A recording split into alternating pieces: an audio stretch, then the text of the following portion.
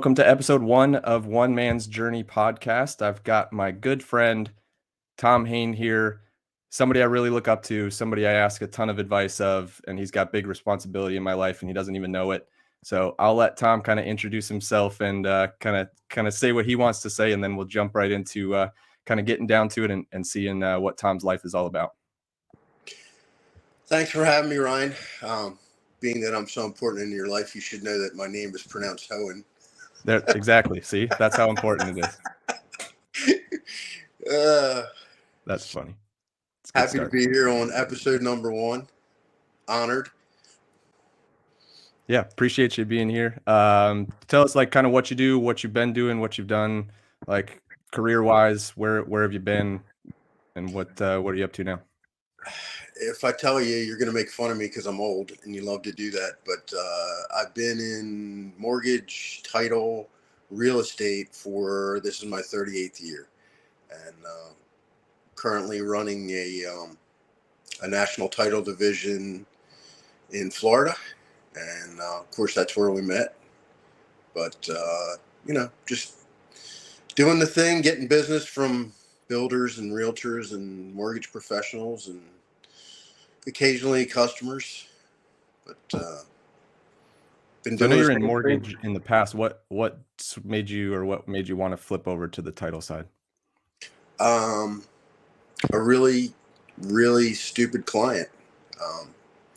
So I won't go into the long story, but somebody was at the dawn of the internet told me that he was going to wait for interest rates to go down, and the guy was saving a substantial amount of money and cashing out and doing all kinds of things that were really positive for him, and he saw on the internet that rates might go down. So I literally told the guy he was turned down, walked upstairs to my landlord, told him that I was at the end of my lease, asked him if he wanted to buy my furniture, and then called another friend who had a bigger mortgage company and asked him if he wanted me to buy it. So guess if I'd had a partner, maybe I'd still be on the mortgage side. He would have told me to take a vacation, but I never did that. So now I do title. It's an interesting way of exiting the business for sure. Like I'm sure there was multiple levels of frustration before that. It's not just the one guy that told you that that he thought that he knew better, but Little bit. Yeah, for sure. So tell us a little bit about like where you came from, like what childhood was like, what growing up was like, what you enjoyed. Tell us a little bit about your life. Grew up in Maryland. Grew up in a row home. We played in the back alley all the time, and for me, it was just literally sports from the moment I woke up till my parents dragged me kicking and screaming inside, and that's really where I got any athletic prowess that I had was playing against older kids and tackle football in concrete and soccer in people's yards, and I mean, you name it, we played it. And you'd play sports for 18 hours a day for 12 years of your life, and you get a little good at them. So my dad was a city school teacher, and so he worked literally 51 weeks a year, and so I kind of got my work ethic from him. And people might call me a tough guy, but not even in that guy's league. Kind of raised himself, and went in the Army, came out, went to college, became a teacher, and nobody in this family had ever done anything close. So always, a big shadow to look up to, and just trying to be successful. And I've always been a super type A personality. And so that's good and bad. Good for the fact that I have a photographic memory and I can remember things in a split second, but bad because I can never forget anything either. So it's one of those, dual yin yang things that the yin takes over the yang. So always trying to find balance. Got to have the light and the dark, right? Got to have both to make things feel feel worth it for sure. Um, so you mentioned your dad. Is that kind of the model that you live by? Is like what he created or what he did? Is that something that you kind of model life after and model what you're doing? Yeah, I watched the man work his whole life, and he retired, but still had to work, part time until his Social Security kicked in. And I didn't necessarily want to be in that situation, so that motivated me as well.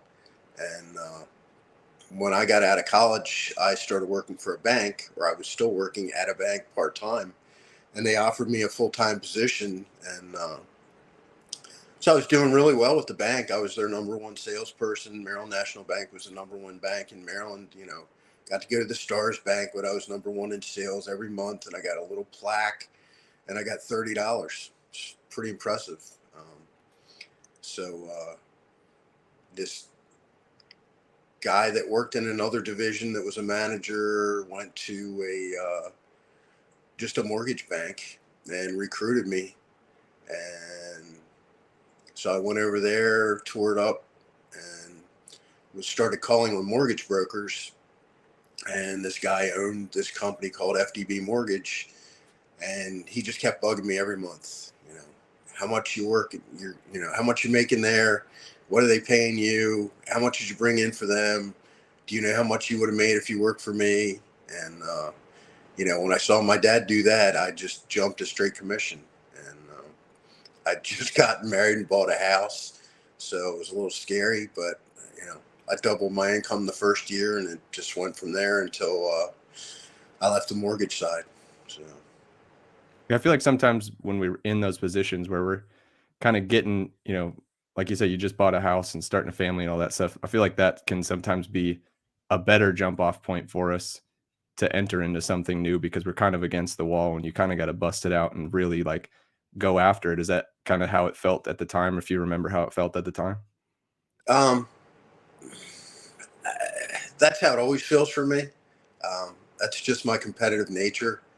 Um, Sometimes in my career, I've literally switched jobs because I was stagnating, and I kind of knew that I had to prove myself all over again in a new position. Of course, anyone that hires you either knows of you or um, knows something about you through social media, through some avenue, um, which is why they're recruiting you. But you still have to prove yourself all over again, and sometimes that's motivation enough when you're just sitting in a job and you're, the old fat and happy thing. That can really become a thing in our industry when times are good, and um, you know you start making money and you think you're king of the world, and you forget that this can turn on the dime and you can be broke and you have to start all over again. And it's just a cyclical business. So Yeah, it's definitely saving for the rainy day aspect of it because the rainy day can come at any point. It's been, the last couple of years that it just doesn't stop raining. Like it feels like it just keeps freaking coming. yeah. And that's just the way, that's the way the industry works and stuff like that for sure. So what like if you would pick one thing, what would you say that drives you the most? um you're gonna make me get really deep here. Putting you on the spot, bro. um if you want to get really deep in years of psychology, still trying to impress the old man. um Even though he's dead, doesn't matter. Just always wanted to make him proud. um that kind of thing.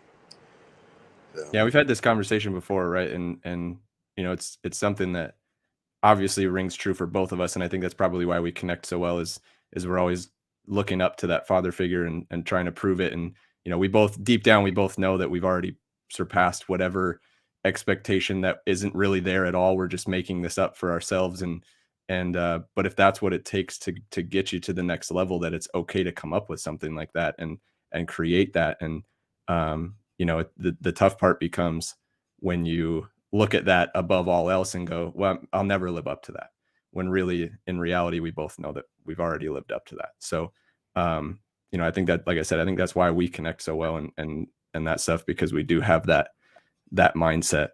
um Switch gears a little bit. What's one of your favorite quotes of all time? Um,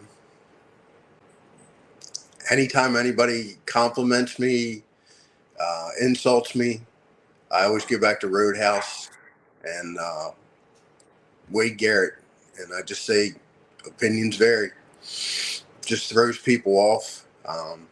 Whether it's a compliment or an insult, they just really don't know what to think. So, you know, I've done it to you. Just love that quote. Yeah, that's an interesting one to look at, because it can be taken so many different ways, like you said. Like, and you're just saying it to say it to make them think about something different, instead of what they're, the track that they're on. And like, you know, that's a deep uh a mind attack, right? Like, that's one of those bombs that gets planted, and like a week later they're like, what the hell was he talking about?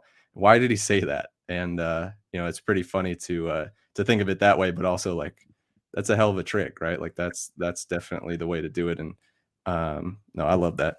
um so if you would, like, outside of your dad, what would you say would be a model of success? Like, who would you look at and go, that guy is successful?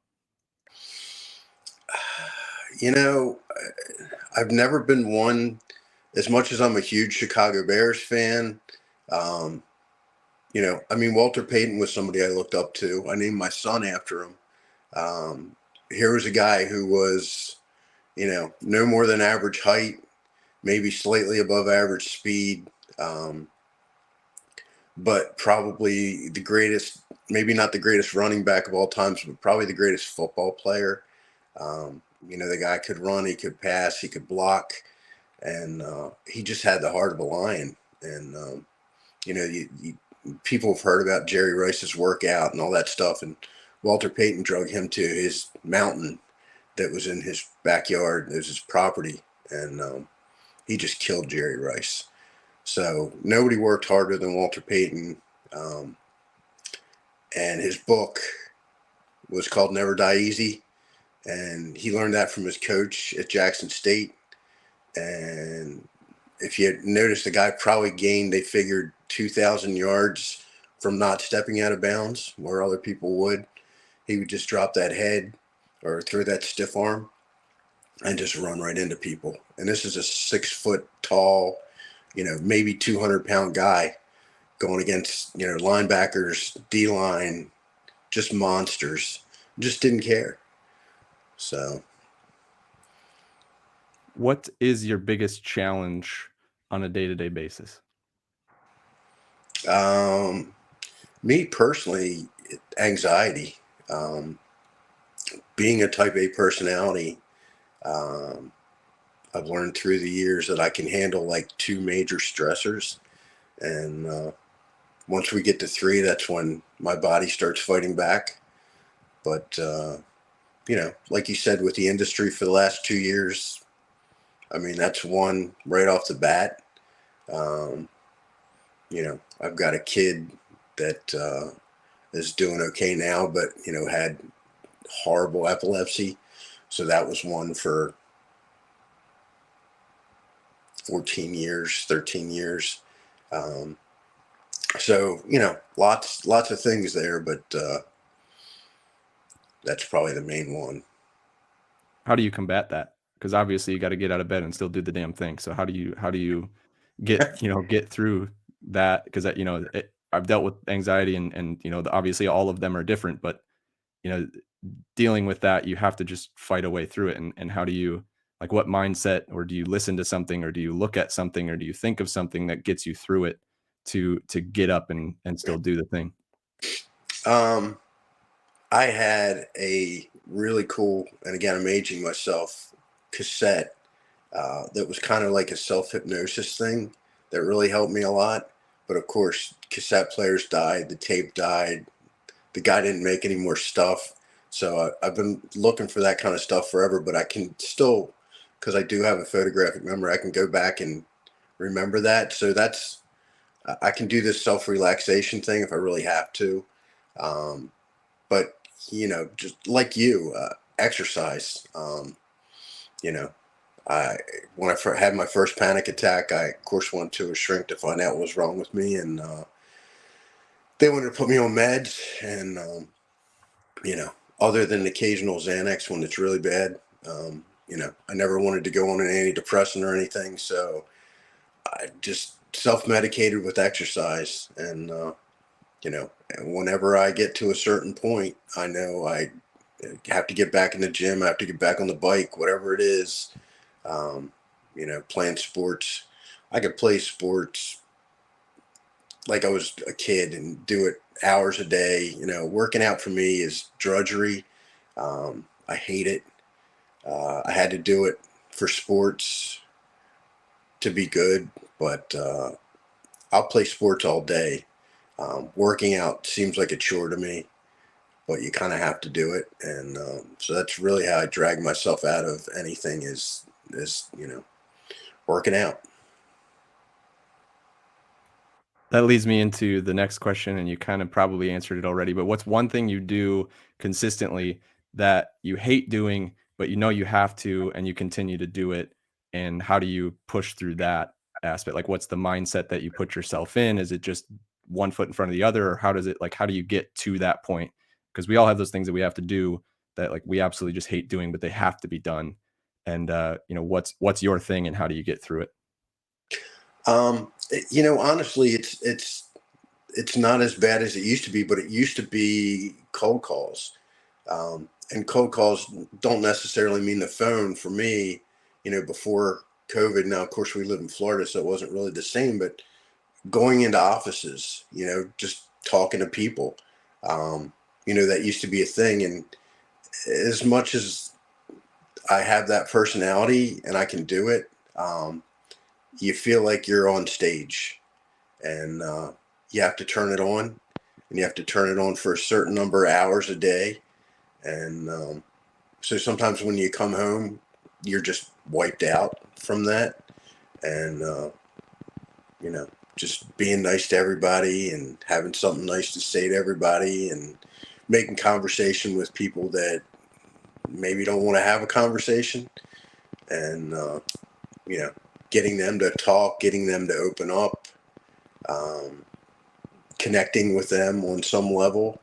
And, once you break that barrier, you find out that people are just people. And, you know, if you can have a relationship with somebody that's mutually beneficial, um, and that's the thing, right? It's the mutually beneficial part. My whole life, my wife gives me a hard time because I throw it out there, and you know, tough guy with the big heart, but I reach out, try to help people, don't get a lot in return, and she just yells at me. Why do you keep doing that? Why do you do that? Because obviously I'm getting something out of it, um, regardless of whether it's monetary or um, something, anything good in return. I'm getting something out of it, whether it's just for me to feel good about helping people, whether they do anything in return. It's just something I do, and been let down by a lot of people, in my life that I've brought up. Um, but at some point that they want to compete with you. They don't want to be led anymore. They want to compete, and so that's people forget. It's like people make money and forget where they came from. Um, they forget what you did for them, and uh, you know, doesn't matter. I'm still doing it, so that's kind of my thing. I think that's the tough part about leadership, right? Is the aspect of once they get to a certain, like, the people that you're leading, once they get to a certain level, it's not necessarily that they get a big head or anything like that. It's just that's the natural progression of that student master relationship and becoming so much to that extent that you have to actively fight to like fight against competing, I guess. Like you have to recognize that like the person that trained you is not your competition. You are your own competition. And so being able to, fight against that mindset is something that isn't really taught. It's something that you have to kind of discover on your own. Uh, and at least for myself, that's the way it's been. Has been like at some point, like I'm putting in either more effort or getting more results than people that have trained me in the past, and then I have to like actively recognize like they're not competition. Like they're still there to help. They're still there to be there. They still know things that you don't, and you have to like actively remind yourself of that because it can go the other direction that you just explained super fast. And I think that if you're not mindset training, that's why that happens. Yeah, well, and you're obviously really self-aware, which most people are not. I work with people all the time. My business on the title side, at least, um, I have a very hard time, other than when I owned a title company, keeping a job for more than 4 years. It's a cycle, and people recruit you, and you were successful in the past, so you're the pretty girl that they're chasing, and they court you and take you to dinner and whisper nice things in your ear and tell you they're going to give you all this stuff, and you come there and they're so appreciative of the business that you bring them because they had nothing, and then you build it and you build it and you make millions of dollars, and then it slows down, and the first thing they do is try to take money away from you, or fire you and try to keep your clients. It's happened so many times I can't name, but that's disappointing, you know. But it happens all the time, so it's good that you're self-aware and you know these things at such a young age. Um, Still a child. I uh, I Come know on, my man. weaknesses, but you know, I'd be happy just out playing sports all day and doing nothing. If I could, I would. So, Yeah, that'd be the life, right? Just go out there and play to just play. But um, that's an interesting concept. And like you said, with the stealing of the clients, I've ironically 4 years at both companies, the exact same thing happened when I left. Marketing goes out with your name on it and they pretend to be you until they get into the process, and then like there's so much, like this industry is fucking broken. Like it is like absolutely broken. And so when I made this last move, I aligned myself with people that are not going to do those things, right? And we have signed contracts and agreements that say we're not going to do that. And even if we didn't have those agreements, the word is there, like just knowing the people I'm working with, right? And so that has been one of the things too, and is like just trying to find the alignment of the company. And while we can preach and say the company doesn't really matter, it's the person that's doing the business, the company kind of matters afterwards, right? So you have to think about that exit plan and think about that future and think about what can happen instead of just thinking about like all the good shit that's there, right? And a lot of people that make jobs or change jobs, that thought process isn't there. They're only thinking of, okay, I can get paid more at this company. I can get a better split. Or, real estate agents are like, oh, I can go with this big name and I'll get more people because I'm with a big name brokerage. And it all boils down to the trust factor and the ability to align yourself with the people that A, you're working for, and B, that you're working with. And that's really where me inviting you on to this is I feel like we align on scary amounts of stuff in our life. Like we go back and forth, and it's just like we're the same person, although many many many many many years apart. We are the same person. You know, thanks for that. you called me a baby. I got to call you an old man. So, but if there's one message you'd want to leave, for somebody that's out here like struggling or having a hard time, like if there's one message you'd want to leave with that person, what would that message be? Shit can turn around in a day. So you just don't know. Um, like you alluded to, this business is it's just fucked up. Um, and I don't often take vacation. You and I have discussions about, balance in life, and you're better at it than I am. My phone goes with me everywhere. I always have it. I did decide to go away this summer. I tried to do it in August when we're super slow, and I got more orders while I was away than I had in the previous 2 months, because that's just how life is in this business. So in that 10-day period, I think I got more orders than I had gotten in the last 60 days.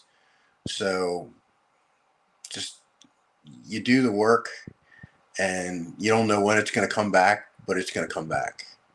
And so just keep fighting, and it can turn in a day. That, and we'll leave with this, but that reminds me of I just saw this video and actually saw it a couple of times in the same day. It was Mel Robbins on a podcast, and she's the creator of the 5 second rule, um, or the 5 second method, or it's something like that, where you get 5 seconds to make a decision. But she talks about how, you know, she consistently reminds herself that, like, the amount of work she's putting in, there's no way that it can't pay off, right? And so the universe rewards you for doing the work and for putting in the time and for putting in the effort and in the correct direction. And so at some point, if you're putting in the work and you're thinking like, there's got to be something else, there's got to be more, there is more. And once you take that step in that direction, the universe will reward you for taking that step. And while it sounds hokey as shit, it's a same concept as what you just said, right? Like, things can turn on a dime if you're putting in the work. So I truly appreciate that message as your parting message at the end of this thing. Like, that's something that we can really focus on, is like, if you're struggling, like, you're inches from where you need to be.